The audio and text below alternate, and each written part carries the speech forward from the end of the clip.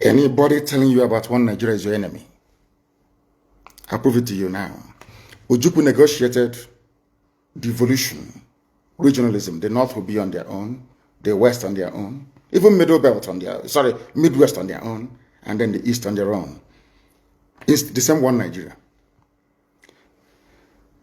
On their way to the airport, before they boarded the aircraft, a call came from Lagos, from the British High Commissioner in Lagos to Gowon, telling Gowon not to agree. After having signed the agreement, that same Gowon you're looking at today, God kept me alive so that he can witness the destruction he will bring upon that very zoo called Nigeria. Gowon said no. Do you know all the journalists in Nigeria, none of them have ever gone to Gowon to ask him, why did he say no to Aburi? Aburi was restructuring. None of those agitating for restructuring right now has ever gone to Gowon or gone to Nigeria to say, but Ojukwu negotiated restructuring. What happened? They came back and they said no. Ojukwu said, okay, so you want to continue to kill my people all over the place? No. Because of that, I'll declare Biafra. Today, they have brainwashed all of you with the perverse notion and thinking that somehow Ojukwu is responsible for causing a war, when opposite is the case. If not now, that after many years of hammering on this very topic, it has now sunk into the skull of the people that Gowon was the aggressor, not Ojukwu. That's how Nigeria is, always blaming the victim. And we lost over 5 million people during that very genocidal war. They killed over 5 million Biafrans. They wanted to wipe us away from the face of this very earth. But we survived it, and we are here today. Those they gave birth to, they have come. And this time with a wrath that you cannot even begin to imagine. And Biafra must come. It must come. Two things are bothering the zoo right now. You know, when God wants to destroy a nation, it comes in many ways. One, Buhari is dead. They brought in a fake. It is now dawning on the people very slowly that there is no more Buhari. People are now beginning to realize it. What I find astonishing are people that they claim are stakeholders in the zoo, those who should know better, those who should be, should I say, lead this very campaign to uncover the truth. They're all running away, they're all hiding. Do you know why they're hiding?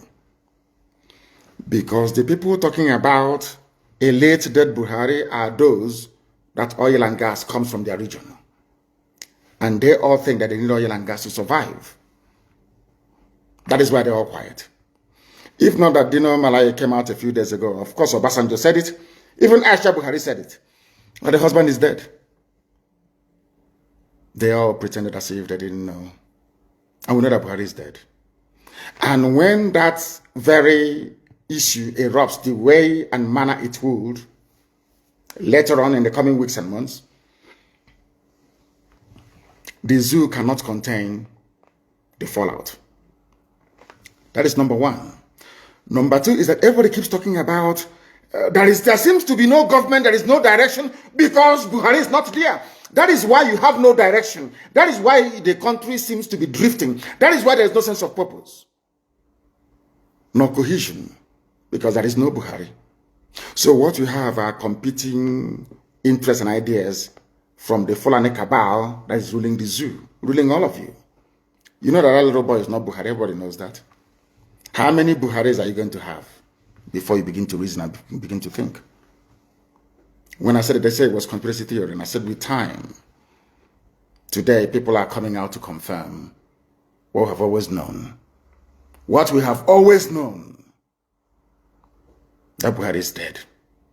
That is why you have what is called a drift in the government. That is why there is no clear focus, there is no clear-cut direction, not at all. If not that I talked about Aisha Buhari in my last broadcast, I wouldn't have brought her out today to speak. And she only issued a statement. Nobody saw her.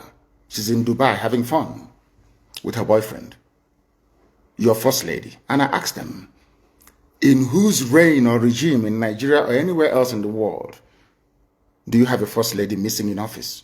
Only in Nigeria. But you as a Nigerian cannot ask any questions because of the way you reason.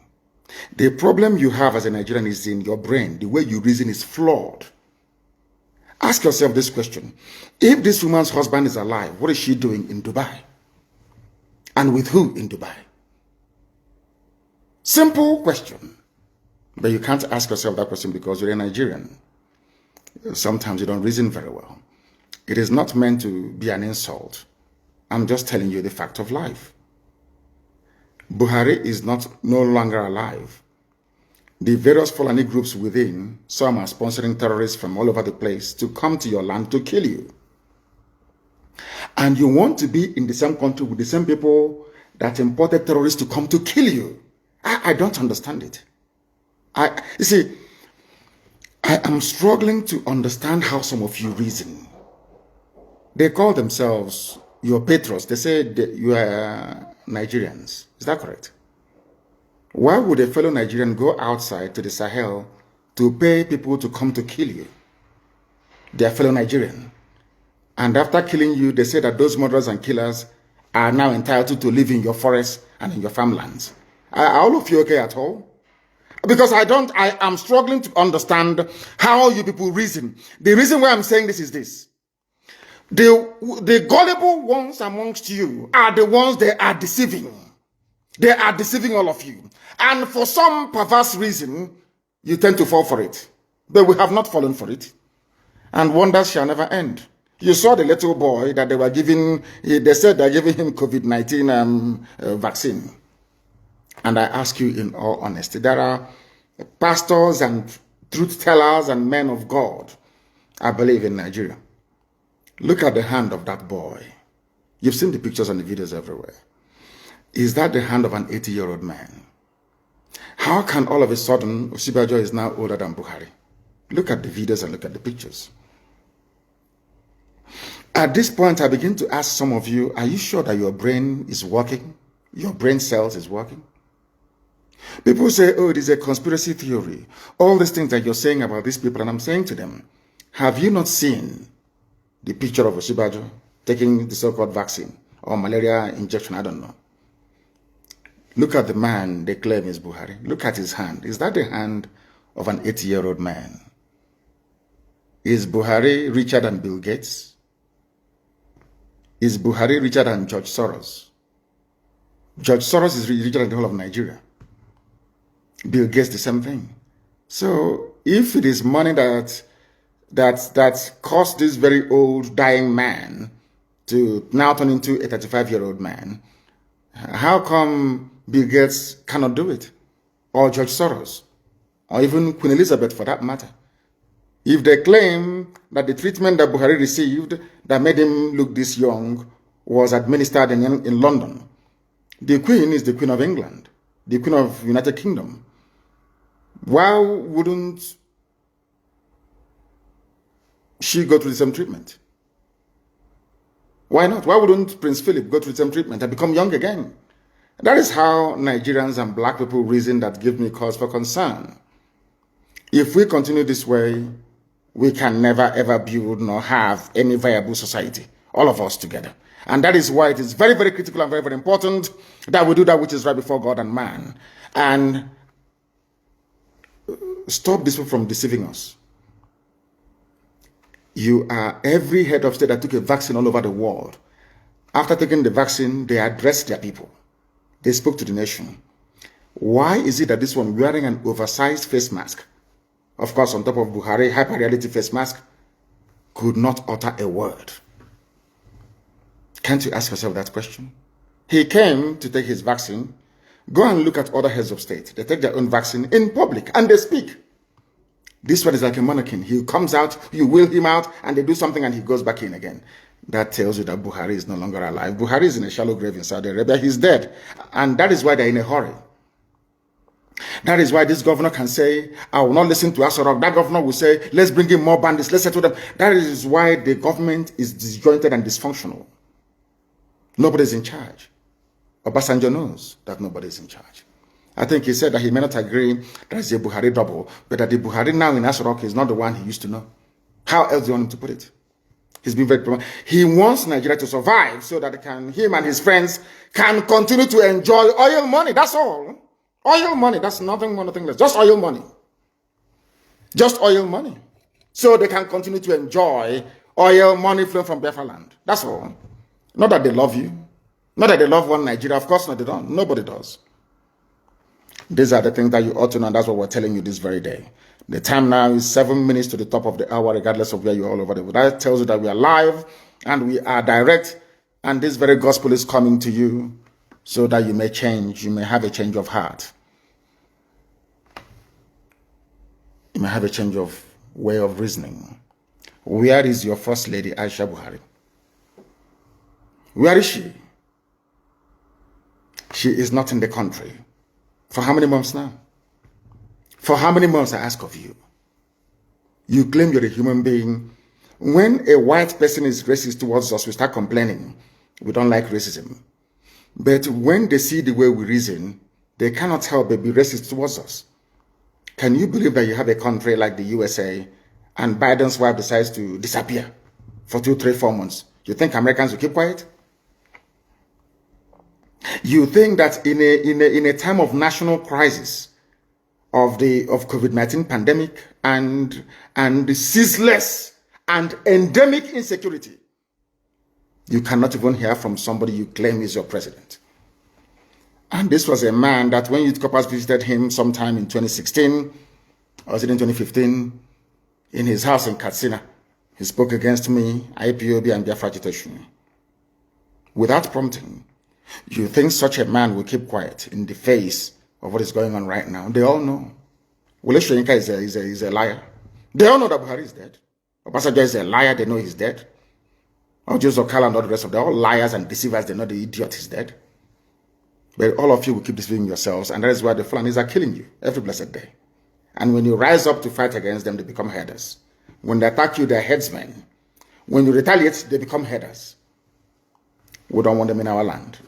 The death of Buhari and should I say, the relentless drive of the Janjaweed to conquer everybody else will make Nigeria a worse place than Somalia. And it's written. None of you can stop it. It doesn't matter how much you dialogue. It doesn't matter what you do. God have marked out Nigeria for destruction for what they did to his children. And all of you witness it. So that at the end of this very process, when Biafra comes, you give praise to God and to God alone and not to man. That's why we are here. To let you understand that the coming of Biafra is God's design, not that of man. Not mine, not anybody else's. But that the time has come. We must stand very tall, very strong, and very resolute. I'm sure all of you have heard what Dino Malaya said. You have heard about that the president is in transition or transmission. It is in transition. Because his body is in Saudi Arabia. He's not buried in Daura. Not yet. His body is there. And that's why Aisha is upset with them. Aisha packed her things and went to UAE to live there. Because she told them, bring back the body of my husband, give him a befitting burial. They said no. They want to use the name of Buhari to conquer the rest of Nigeria. That's what they have done. But they have failed. And failed very, very woefully at that. And that is why this very truth must continue to be preached. If you have not seen it, go to my page. I think it is there. What do you know Malaya said? But I want to play what a particular man said. And then I want to showcase the foolishness of your average Nigerian. The foolishness of Bishop Coker. I want to let the world understand how foolish a Nigerian is. Not from me. But I want all of everybody to listen to this very, very carefully, please. And tell me if Nigerians are not stupid. Listen. We have a confession that the media has not given appropriate attention. Yes, what is that? Kawu Baraje Alhaji. Alhaji Kawu Baraje Was a leading chieftain of the APC. Yes. And he has confessed that they imported the foreign mercenaries who have become bandits. APC imported foreign mercenaries. Baraje said it. Confessed. What more evidence? What evidence do you need? He has confessed that they imported them for the elections. Yes. This is public. Why is the media not following up? Because Nigeria is corrupt. Why are we not asking for accountability? They can't ask because Nigerians are not intelligent. So it seems very clear to me and to so many others. If you're in the public space, you hear people talking. Yes. And pointing fingers. The ruling party is the direct sponsor of terrorism and insecurity in Nigeria.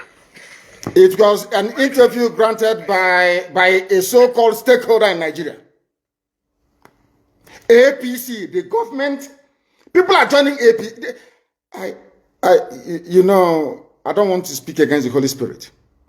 At this point, I begin to say to God, there is no way a black man can be equal to a white man. It's impossible. You are aware. I don't know how to show it. This is the Misons High Reporters. I think I'll put it on my page after this.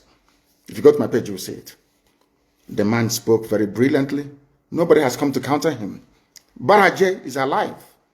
He opened his mouth and said, a part of APC said, we are the ones that brought them from the Sahel to come and kill you. They are fellow Nigerians. And after this, you say, I'm a Nigerian. That is why I say that anybody, if once you say you're a Nigerian, you're sick in the brain. I never have regard for you as a human being, because that means you cannot reason. I will play this once again, uninterrupted, so you can hear him very, very well. And I'll start by asking him, I'm not going to ask him what he said. Who is responsible for the insecurity in Nigeria? Who is to blame? Listen. We have a confession that the media has not given appropriate attention. Yes. Go ahead. What is that? Kawu Baraje Alhaji Baraje was a leading chieftain of the APC. Chief of APC. He has confessed, Baraje. The foreign mercenaries who have become bandits. Oh, he has confessed. How much more evidence do you need? He has confessed that they imported them for the elections. Oh. This is public. Why is the media not following up? Why are we not asking for accountability? So it seems very clear to me and to so many others. If you're in the public space, you hear people talking and pointing fingers. The ruling party is the direct sponsor of terrorism and insecurity in Nigeria. My name is Martin Onobo. I said it. Martin Onobo. APC is the direct sponsor of insecurity and terrorism in Nigeria. Ask me for the evidence. Good. I just gave you confession of Kawu Baraje. Kawu Baraje, his confession is number one. Evidence. Number two, evidence. Miyetti Allah made a public statement that if you want peace in your state, don't call any meeting.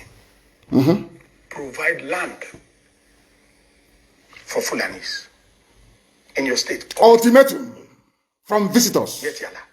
From terrorists. Miyetti Allah is a collaborator with the ruling party. Miyetti Allah. We had a report that the ruling party funded Miyetti Allah to the tune of 100 billion. You see that? I wasn't there when the payment was made, but that's in the public domain. One Nigeria. An official report that the government of Nigeria was going to establish a radio station. Radio station for Miyetti Allah, a terrorist group. In collaboration with Miyetti Allah. We are Fufude, the Fulani tribal dialect, will be the language of communication. Do you understand it? Now, they were saying, this is for Fulani people, sorry, for Hausa people. You know, all these years when they were conquering you, Hausa, they said Hausa, Fulani, we are Hausa, Fulani. But now they feel they have taken you over. Now they feel that they are at the crust of their conquest of Nigeria. They are now floating a radio station, no longer in Hausa language, but in their native Fulani language, Fufude. What does that tell you? As an average Nigerian, I wonder when, maybe there's something in the cow. You know, they have sex with cows and after that they sell it to us and we eat. Maybe that is when they succeed in hypnotizing us.